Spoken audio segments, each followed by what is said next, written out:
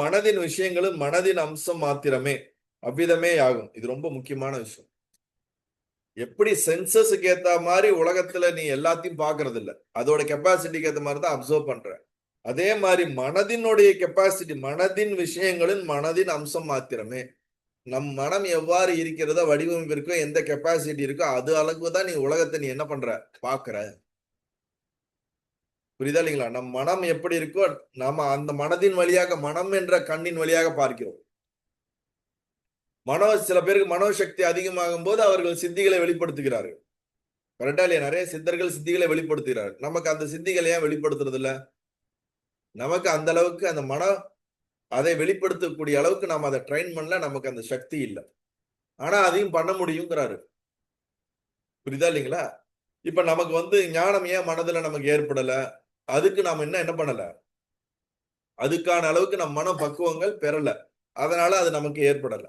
இப்ப இந்த உலகத்தை இப்ப இங்க இருக்கிறவங்க எல்லாருமே ஒவ்வொருத்தரும் ஒவ்வொரு மாதிரி அதை அப்சர்வ் பண்றீங்க, பர்சீவ் பண்றீங்க.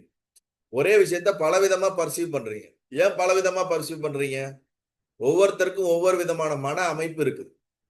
மனம்னா உங்களுக்கு உலகத்தை இப்படி பார்க்கணும், மனிதர்கள் எப்படி பார்க்கணும், நான் இப்படிதான் இதை புரிந்து கொள்ளக்கூடிய உள்ளே மனம் உங்களுக்கு ஒரு வடிவம் இருக்கும். எல்லாருக்கும் மனம் ஒவ்வொரு விதமான ஸ்ட்ரக்சர்ல இருக்கு. அந்த ஸ்ட்ரக்சருக்கு ஏத்த மாதிரி தான் நீங்க மனிதர்களை புரிஞ்சுக்குவீங்க. புரியுதா இருக்கீங்களா? அப்ப மனதிற்கு ஏற்றார் போலதான் உலகத்தையே பார்க்கிறோம் அப்படிங்கிறார். இது போலவே மனதின் விஷயங்களும் மனதின் அம்சமும் மாத்திரமே அவ்விதமே ஆகும். தேசம், காலம், கிரியை இவைகளிடத்தில் கிரமங்களுக்கு கூட நேத்திரத்தின் தன்மை புரிந்தவையே ஆகும். ஆகையால் வெளியில் சற்றேனும் இல்லை. இதுல என்ன சொல்றா, வெளியில ஒண்ணுமே கிடையாது. எல்லாம் உன் மனதினால நீ எப்படி பாக்குறியோ பாக்குற. உன்னோட இந்திரியத்துக்கு எந்த மாதிரி அப்சர்வ் பண்றியோ அந்த அளவுக்கு அப்சர்வ் பண்ற.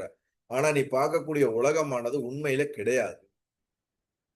நீ எப்படி கற்பனை பண்ற அந்த மாதிரி நீ உலகத்தை உருவாக்கிக்கலாம். நீ அந்த உலகத்துல நீ என்ன பண்ணலாம்? ராஜாவா இருக்கலாம், நீ எப்படி வேணாலும் இருக்கலாம். ஆனா நீ பாவனை பண்ணக்கூடிய அந்த உலகம் அதுக்கு எதிர்பாவனை பண்ணக்கூடாது. நீ ஒரு பாவனை பண்ற அப்படின்னா அத தவறாவோ இது உண்மை இல்லையோ அப்படின்னு ஒரு எதிர் விருத்தி வந்துருச்சுனாலே இந்த பாவனை என்ன ஆகாது, சித்தி ஆகாது. அப்ப பாவனை பண்றத அத பாவனைக்கு முழு சக்தி கொடுக்க கொடுக்க அது என்ன ஆகுது, உனக்கு அது அனுபவமாக மாறுகிறது. அப்படிதான் ரிஷிபுத்திரருக்கு இந்த மாதிரி உலகத்தை படைச்சு அதுக்குள்ள நான் வாழணும்னு அவர் நினைச்சாரு. அப்ப அவர் பாவனை பண்ணாரு, ஒரு பெரிய மலைக்குள்ள இந்த மாதிரி பாவனை பண்ணாரு, அந்த மாதிரி அவர் நடக்கும்.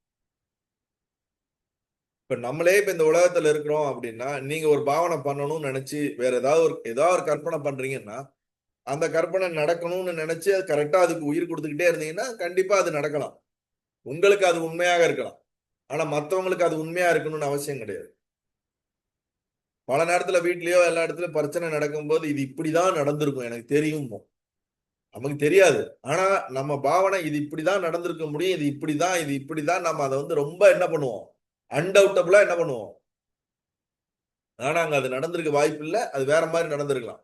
ஆனா நம்ம மனம் அதை அப்படியே பாவனை பண்ணி அப்படியே கற்பனை பண்ணி அப்படியே ஒரு கோடு போட்டு புள்ளி எல்லாம் ஜாயின் பண்ணி இதுதான் நடந்திருக்கு அப்படின்னு என்ன பண்ணிடுவோம், பிளேம் பண்ணிடுவோம். அப்பெல்லாம் பாவனை ரொம்ப ஸ்ட்ராங்கா பண்ணுவோம். அதற்கு எதிர்பாவனையே கொடுக்க மாட்டோமே. நம்ம எங்கேயா கொடுத்துருக்கோமா? எனக்கு தெரியும் இப்படிதான் நடந்திருக்குன்னு ஒரே ட்ராக்ல போயிடுவோம். ஆனா இந்த மாதிரி விஷயத்துல நம்ம அந்த ஒரே ட்ராக்ல எதுக்கு இதை சொல்றேன்னா, நாம ஒரு சில விஷயத்துல இந்த மாதிரி ஸ்ட்ராங்கா கற்பனை பண்றதே நிஜம்னு நினைச்சிட்டு போயிட்டே இருக்கிறோம். இன்னைக்கு இருக்கக்கூடிய மனிதர்களுக்கு இருக்க வாழ்க்கையில இருக்க பிரச்சனை என்னன்னா, அவங்க கற்பனை பண்றதெல்லாம் நிஜம்னு நினைக்கிறாங்க. ஆனா நிஜத்துல இருக்கிறதோட அந்த கற்பனை மேட்ச் ஆகுறது. அதுதான் நம்ம மூலாதார சக்கரத்துல பார்த்தோம். அப்ப கற்பனை பண்றதே நிஜம்னு நினைச்சாங்கன்னா அந்த கற்பனையை நிஜம் என்று நினைக்கும் போது அதனோடு வாழ்வார்களே தவிர இதனோடு வாழ மாட்டார்கள். அவங்க ஒரு வாழ்க்கை வாழ்றாங்க, அவங்க கற்பனை நிஜம்னு நினைச்சு அந்த கற்பனையோடு நிஜ வாழ்க்கையா வாழ்ந்துட்டு இருக்காங்களே தவிர இந்த நிஜத்தோட அவங்களால என்ன பண்ண முடியல. புரியலையா நான் சொல்றது? இப்ப இந்த உலகம் நம்ம பாக்குறோம்னா, இப்ப இதை நீங்க உலகம்னு பாக்குறீங்க, ஒரு சில பேர் இதை அணுக்கள்னு பாக்குறாங்க. சயின்ஸ் எல்லாம் என்ன சொல்லுது, இதெல்லாம் ஆட்டம்ஸ் பாக்குறாங்க. இன்னும் சில பிலாசபிஸ் இது பஞ்சபூத தத்துவம்னு பாக்குறாங்க. இன்னும் சில பேர் என்ன சொல்றாங்க, இதெல்லாம் பரமாத்மாவுடைய அம்சம்னு பாக்குறாங்க. இன்னும் ஒரு சில பேர் என்ன சொல்றாங்க, இது எதுவுமே கிடையாது, ஒன்லி கான்சியஸ்னஸ் அப்படின்றாங்க. இன்னும் ஒரு சில பேர் இருக்கிறது பிரம்மம் மட்டும்தான்றாங்க. அப்ப அவங்க எப்படி பாக்குறாங்க, ஒரு விஷயத்தை தான் பார்க்கக்கூடிய தன்மை அந்த தன்மை மாற மாற அந்த தன்மைக்கு ஏற்றார் போல அவர்களுக்கு அது அனுபவத்தை கொடுக்கின்றது. ஏற்கனவே சொன்னார்ல, நீ சூன்யமா பார்த்தீங்கன்னா சூன்யமான அனுபவம் கொடுக்கும், நிஜம்னு பார்த்தா நிஜமான அனுபவம் கொடுக்கும். இப்ப உங்க முன்னாடி வந்து கிருஷ்ணர் இருக்காரு, கிருஷ்ணர் இருக்காரு, கிருஷ்ணர் இருக்காருன்னு பாவனை பண்ணிக்கிட்டே இருந்தீங்கன்னா கிருஷ்ணர் உங்களுக்கு தெரிவாரு, உங்களுக்கு மட்டும்தான் தெரிவாரு, பக்கத்துல இருக்கவருக்கு தெரிய மாட்டார். ஏன்னா உங்களுடைய பாவனை என்ன ஆகுதுங்க, அது பாவனையே சக்தியா மாறுது. உயிர் கொடுத்து அந்த பாவனையோட அனுபவம் உங்களுக்கு நிஜமா இருக்கும். அந்த மாதிரி நீங்க வந்து எதெல்லாம் நாம ரொம்ப ஸ்ட்ராங்கா, அதனாலதான் பக்தி கதைகளை நிறைய கேள்விப்பட்டிருப்போம். சில பேர் ஒரு நாயன்மார் கூட உள்ளத்திலே கோயில் கட்டியிருப்பாரு அப்படின்னு ஒரு இது வரும், எனக்கு பேர் தெரியல, பூசலார் நாயனார். அப்ப அவர் என்ன பண்றாரு, மனதுக்குள்ளேயே என்ன பண்ணிருக்காரு, கோயில் கட்டியிருக்காரு. அப்ப அவருடைய பாவனை எப்படி இருந்திருக்கு, இந்த ராஜா ஒரு கோயில் கட்டியிருப்பான், அதுக்கு சிவன் போக மாட்டாரு, இவருடைய உள்ளத்துல உள்ளத்துல கட்டியிருக்க கோயிலுக்கு அவரு வந்து தரிசனம் பண்ணுவாரு அப்படின்னு சொல்லப்பட்டிருக்கு. அப்ப அந்த பாவனையோடைய தன்மை உள்ளுக்குள்ளே ஒரு பெரிய கோயிலை கட்டி அந்த கோயிலுக்கு தினசரி எல்லா நித்திய கர்மங்கள் நடப்பது போல அவருடைய பாவனை இருந்திருக்கு. அந்த பாவனுடைய தன்மை அந்த அளவுக்கு டெப்தா இருக்கு. இப்ப நீங்க இன்னொரு சிம்பிளா பார்த்தோம்னு வச்சுங்களேன், சில பேர் வந்து மனம் வந்து குழம்பி போனவர்கள் இருப்பார்கள், மனம் சித்தம் குழம்பி போனவர்கள் இருப்பாங்க. கரெக்டா ஒரு நம்மள மாதிரி யோசிக்காம வேற விதமா அவங்க வந்து இருப்பாங்க. அவங்களுக்கு எப்படியா, அவங்க ஒரு உலகத்துல இருக்கிறாங்கல்ல, நம்மளோடய இருந்தாலும் அவங்க ஏதோ யாரோடய பேசிக்கிட்டு ஏதோடய இருப்பாரு. நாங்க ஒரு திருவண்ணாமலை போகும்போது அங்க காஃபி சாப்பிடுவோம் ஒரு கடையில. அங்க டெய்லியும் ஒருத்தர் காலில இருந்து சாயந்தரம் வரைக்கும் என்ன பண்ணுவாருன்னா ஒரு போன் எடுத்து வச்சுக்குவாரு, செல்போனை கையில வச்சுட்டு பேசிக்கிட்டே இருப்பாரு. இந்த போன்ல சிம்மு கிடையாது, பேட்டரி கிடையாது, ஆனா காலில இருந்து பேசிக்கிட்டே இருப்பாரு. நீங்க இப்ப வந்தீங்கன்னா கூட உங்களுக்கு டெய்லி காட்ட முடியும், நான் டெய்லி பார்ப்போம். நானும் நடேசாமி போய் நான் காஃபி சாப்பிடும் போது பார்த்தா அவரு எல்லாருக்கும் தெரியும், அவர் டெய்லியும் வருவாரு, இங்க நிப்பாரு, பேசிக்கிட்டே இருப்பாரு காலில இருந்து. அது ரொம்ப சின்சியரா பேசுவாரு, சண்டை போட்டுக்கிட்டு பேசிட்டே இருப்பாரு, அவங்க பேசிக்கிட்டே இருப்பாரு. புதுசா கிரிவலம் வர்றவங்க பாக்குறவங்க வந்து ஏதோ சின்சியரா ரொம்ப ரெகுலரா அவர் ஏதோ பேசுறாரு போல இருக்குன்னு நினைச்சிட்டே இருப்பாங்க. ஆனா அவர் வருவாரு, காபி சாப்பிடுவாரு, எல்லாம் பண்ணுவாரு, அவருடைய வேலையெல்லாம். ஆனா அவர் பாட்டுக்கு ஓரம் போயிட்டு அவர் பாட்டு பேசிட்டே இருப்பாரு. ஏன்னா அவர் கொஞ்சம் சித்தம் இதா இருக்கு, அவருக்கு பிரச்சனையா இருக்கு.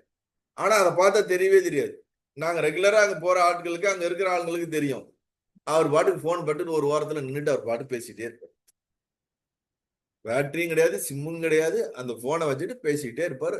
அவரை பார்த்தீங்கன்னா அவ்வளோ ரியாலிட்டியா ஏதோ பிரச்சனையை ரொம்ப சின்சியரா, ஏதோ பிரச்சனைய இந்தியாவுக்கும் பாகிஸ்தானுக்கும் பிரச்சனையை தீர்க்கிற மாதிரி ரொம்ப சின்சியரா பேசிக்கிட்டே இருப்பாரு.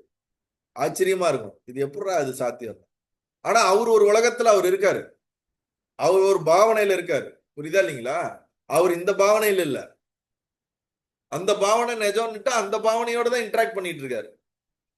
அவருக்கு அது ரியாலிட்டியா இருக்கு. திடீர்னு அவர் என்ன பண்றாரு, கொஞ்ச நேரத்துல இந்த ரியாலிட்டிக்கு வந்துடுறாரு, பசிச்சுதான் வந்துருவார் போல இருக்கு. சாப்பிடும் போது, நைட்டு தூங்கும் போது குளிச்சு கிழிச்சு நல்லா குளிச்சு கிழிச்சு ரெடி ஆயிட்டு வந்துருவாரு. காலைல வந்து சாலில இருந்து சாயந்தரம் வரைக்கும் என்ன பண்ணுவாரு, எங்கேயும் அவர் எங்கேயும் போக மாட்டாரு. எப்படி எங்க ரொம்ப அவரை பத்தி தெரியல, ஆனா டெய்லி பார்ப்பேன் நான், அங்க இருந்தா பார்ப்பேன் நான். அப்ப அவர் ஒரு உலகத்துக்குள்ள அவர் என்ன பண்றாரு, வாழ்ந்துகிட்டு இருக்காங்க.